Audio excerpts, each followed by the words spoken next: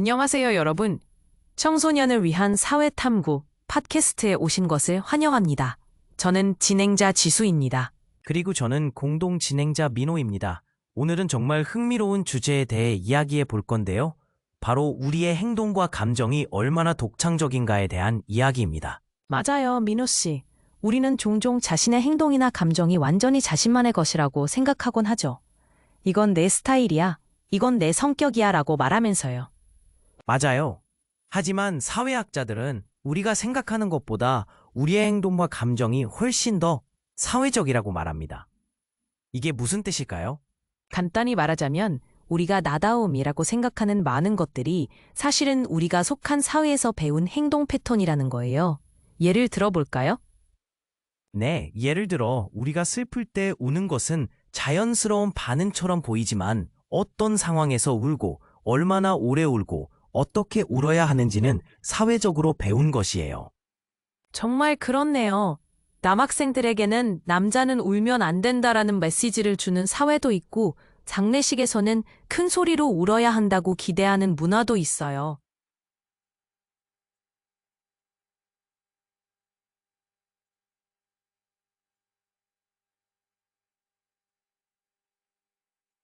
또 다른 예로는 우리가 친구를 만났을 때 인사하는 방식도 있어요. 한국에서는 고개를 숙여 인사하는 것이 예의지만 서양에서는 악수를 하거나 포옹을 하는 것이 일반적이죠. 맞아요. 이런 행동들은 우리가 태어날 때부터 알고 있던 것이 아니라 사회 속에서 배우고 내면화한 것들이에요. 그런데 민호 씨, 이런 사실이 왜 중요할까요? 좋은 질문이네요. 제 생각에는 이것을 이해하면 우리 자신과 다른 사람들을 더 잘 이해할 수 있게 되는 것 같아요. 예를 들어 다른 문화권의 사람들이 우리와 다르게 행동한다고 해서 그들을 이상하다고 판단하지 않게 되죠. 그리고 우리 자신의 행동도 더 객관적으로 볼 수 있게 되고요. 이건 내가 원해서 하는 행동일까? 아니면 사회가 기대하는 행동일까? 라고 질문할 수 있게 되니까요. 정말 그렇네요. 사실 10대들은 특히 나다움을 찾기 위해 많은 고민을 하잖아요. 하지만 때로는 그 나다움이라는 것도 사회적 영향을 받은 것일 수 있다는 점을 인식하는 것이 중요할 것 같아요. 맞아요.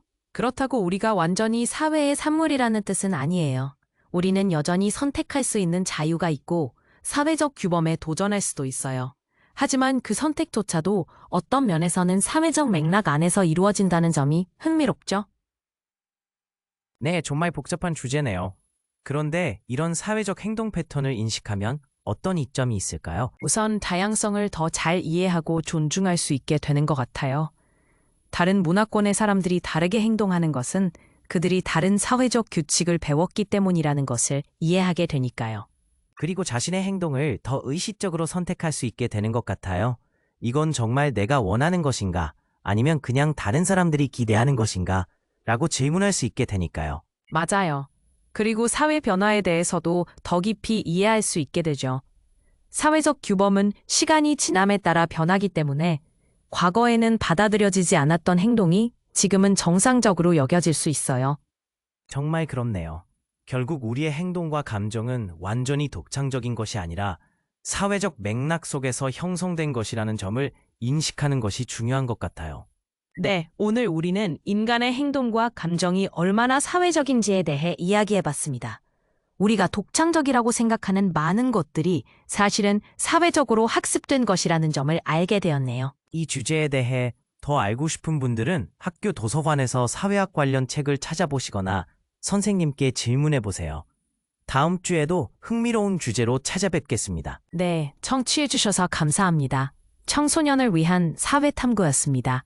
다음 시간에 만나요.